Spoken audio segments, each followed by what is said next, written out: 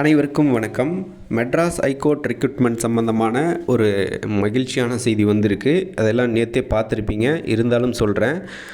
Notification வந்து 116லிருந்து 171 வரை நோட்டிஃபிகேஷனில் அந்த தேர்வுகளுக்கான ரிசல்ட்டை வந்து அனௌன்ஸ்மெண்ட், ரிசல்ட் மீன்ஸ் மார்க் வந்து கொடுத்துருக்காங்க. இந்த மார்க் அப்படின்றது எதன் அடிப்படையில் வழங்கப்பட்டிருக்கு அப்படின்னா, தேர்வு எழுதியிருக்கக்கூடிய எல்லாருக்குமே போட்டிருக்காங்க மார்க்கு. நீங்கள் யாரெல்லாம் எக்ஸாம் அட்டன் பண்ணீங்களோ அனைவருக்கும் போட்டிருக்காங்க. இதில் எக்ஸாம் முடிச்சுட்டு ப்ராக்டிக்கல் அண்ட் இன்டர்வியூஸில் சிலர் அட்டம் பண்ணாமல் போயிருக்காங்க, ஆப்சண்ட் ஆகிருக்காங்க. ஸோ அவங்களுடைய மார்க்கும் மொத்தம் லிஸ்ட்டில் இருக்கக்கூடிய எல்லாருக்குமே மார்க் வந்து கொடுத்துருக்காங்க. இதில் என்ன மார்க்கில் இருந்து எடுத்திருந்தால் உங்களுக்கு கிடைக்கிறதுக்கான வாய்ப்பு இருக்குது அப்படின்னு சொல்லி நிறைய பேர் கமெண்டில் கேட்குறத பார்க்க முடியுது.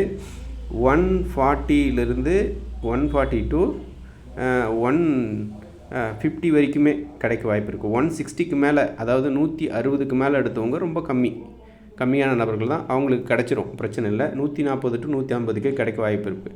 அப்போ 140க்கு கீழே கிடைக்காதா அப்படின்னா, கண்டிப்பாக 140க்கு கீழே இருக்கிறவங்களுக்கும் கிடைக்கும்.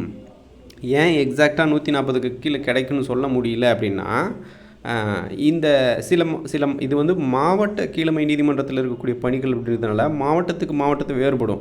ஒரு மாவட்டத்தில் 140க்கு மேலே எடுத்தவங்களுக்கே சிலர் கிடைக்காமல் இருக்கும். இதே இன்னொரு மாவட்டத்தில் 130 எடுத்தவங்களுக்கு கிடைக்கும். ஸோ இது ஓவராலாக தமிழ்நாடு முழுக்க எல்லாரும் எழுதியிருக்கக்கூடிய அந்த மார்க்கை வந்து ரிலீஸ் பண்ணியிருக்காங்க.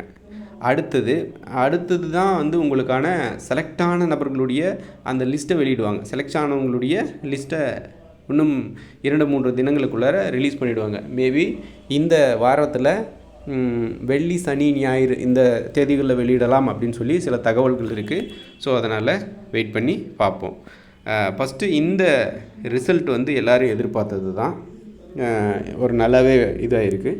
இந்த தேர்வை பற்றி புரிஞ்சிக்க வேண்டியது என்ன அப்படின்னாக்கா, நீங்கள் எக்ஸாம் எழுதியிருப்பீங்க, ப்ராக்டிக்கல் வந்து முடிச்சிருப்பீங்க, நேர்காணல் வந்து முடிச்சிருப்பீங்க. இதுக்கு எல்லாத்துக்கும் சேர்த்து தான் இந்த மார்க் லிஸ்ட்டை வந்து ரிலீஸ் பண்ணியிருக்காங்க. ஸோ எக்ஸாமில் ஒரு 100 மார்க்கு, ப்ராக்டிக்கல் ஒரு 70 மார்க்கு, நேர்காணலில் ஒரு 30 மார்க்கு, மொத்தம் 200 மார்க்குக்கு. அந்த 200 மார்க்குக்குள்ள நீங்கள் எவ்வளோ மார்க் எடுத்துருக்கணும் அப்படின்னு சொல்லியிருக்கேன். 140லேருந்து 150 வரைக்கும் இருக்கிறவங்களுக்கு கிடைக்கிறதுக்கான வாய்ப்புகள் இருக்குது அப்படின்னு சொல்லியிருக்கோம். 140க்கு கீழே இருக்கிறவங்க கிடைக்காதானா அதுக்கும் கிடைக்கும். டிஸ்ட்ரிக்ட் வைஸ் மாறுபடும் அப்படின்னு சொல்லிட்டு நாம் இப்போ டிஸ்ட்ரிக்ட் வைஸ் ப்ரிடிக்ஷனும் போட முடியாது. ஏன்னாக்கா அவங்க ஓவராலாக தான் கொடுத்துருக்காங்க. 7000 பேருக்கு மேலே எழுதியிருக்காங்க அப்படின்னா அந்த எல்லா லிஸ்ட்டையும் கொடுத்துருக்காங்க. அதில் மாவட்ட வாரியாக பிரித்து கொடுத்துருந்தாலும் நம்ம செப்பரேட் பண்ணி யாருக்கு வருதுன்னு சொல்ல முடியும். அதையும் சொல்ல முடியாது, வெயிட் பண்ணி தான் ஆக வேண்டும் சில தினங்களுக்கு. சரிங்களா? அது ஒரு விஷயம் இருக்குது.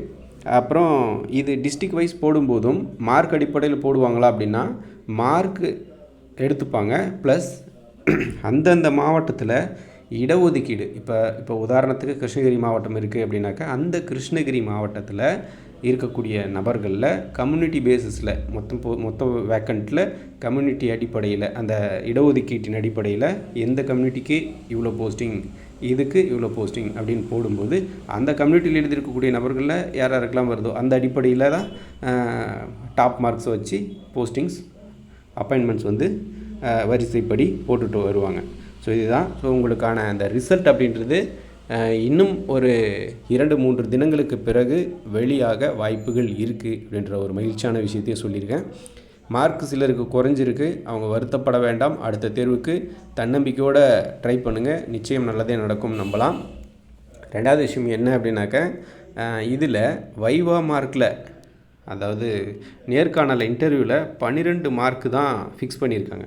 12க்கு மேலே எடுத்திருந்தால் ஓகே, 12க்கு கம்மியாக 11 மார்க்கு, 10 அந்த மாதிரிலாம் எடுத்திருந்தால் அவங்க வந்து அவங்க வந்து மார்க்கு ஸ்கோர் அதிகமாகவே இருந்தாலும் அதில் 12 மார்க்கு கம்மியாக எடுத்திருந்தால் அவங்க வந்து எலிஜிபிள் இல்லை அப்படின்ற விஷயத்தையும் சொல்லியிருக்காங்க. குறிப்பாக அதை சொல்லணுன்ற நினச்சேன், சொல்லிட்டேன்.